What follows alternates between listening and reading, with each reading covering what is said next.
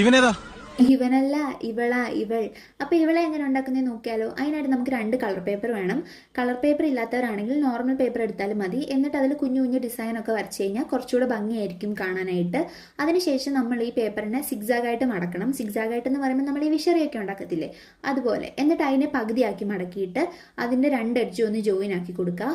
അതിനുശേഷം അടുത്ത പേപ്പറിൻ്റെ പകുതി മാത്രം മതി നമുക്ക്. അതെടുത്തിട്ട് ഈ സെയിം പ്രോസസ്സ് തന്നെ ചെയ്യുക. സിഗ്സാഗായിട്ട് മടക്കുക, അതിനെ പകുതിയാക്കി മടക്കുക, അതിനുശേഷം രണ്ടും കൂടെ ഒട്ടിച്ചു കൊടുക്കുക. ഒട്ടിച്ചു കൊടുക്കുമ്പം ഫേവി സ്റ്റിക്ക് യൂസ് ചെയ്യുവാണെങ്കിൽ കുറച്ചുകൂടെ വൃത്തിക്കിരിക്കുന്ന പോലെ എനിക്ക് തോന്നുന്നുണ്ട്. നിങ്ങളുടെ കയ്യിൽ ഏതാണോ ഉള്ളത് അത് യൂസ് ചെയ്യുക. അതിനുശേഷം കൊച്ചിന് വേണ്ടിയിട്ടുള്ള തല വെട്ടിയെടുക്കണം. അതിന് ഞാൻ A4 സൈസ് ഷീറ്റാണ് യൂസ് ചെയ്തത്. എന്നിട്ട് കണ്ണും വായും ചുണ്ടും ഒക്കെ വരച്ചു കൊടുത്തു. നിങ്ങൾക്കിപ്പോൾ ഇവളെ വേണ്ട, ഇവനെ മതി എന്നുണ്ടെങ്കിൽ ഇവനെ വരച്ചു കൊടുക്കാം. അതിനുശേഷം കൊച്ചിന് വേണ്ടിയിട്ടുള്ള മുടിയാണ്. എൻ്റെ കയ്യിൽ ബ്ലാക്ക് കളർ പേപ്പർ ഇല്ലാത്തതുകൊണ്ട് ഞാൻ സ്കെച്ച് ചെയ്തെടുക്കുമായിരുന്നു ചെയ്തത്. നിങ്ങളുടെ പേപ്പർ ഉണ്ടെങ്കിൽ അതെടുക്കാം, ഇല്ലെന്നുണ്ടെങ്കിൽ ഞാൻ ചെയ്യുന്ന പോലെ ചെയ്യാം. അതിനുശേഷം ഈ മുടിയും ഞാൻ ഒട്ടിച്ചു കൊടുത്തു. ഈ മുടി ഒട്ടിച്ചു കൊടുത്തപ്പോൾ നിങ്ങൾക്ക് ആർക്കെങ്കിലും ഓർമ്മ വന്നു?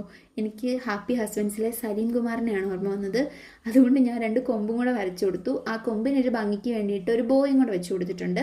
അതിന് ശേഷം നമ്മുടെ ഈ ഡ്രസ്സിൻ്റെ മണ്ടയ്ക്ക് ഒരു റബ്ബർ ബാൻഡ് കൊടുത്തു. കാരണം ഇല്ലെങ്കിൽ തല ഒട്ടിച്ച് കഴിയുമ്പം തലയുടെ മുകളിലോട്ട് ഇതിച്ചിരി വിടർന്നിരിക്കും. അത് ഇച്ചിരി വൃത്തികേട് പോലെ എനിക്ക് തോന്നി.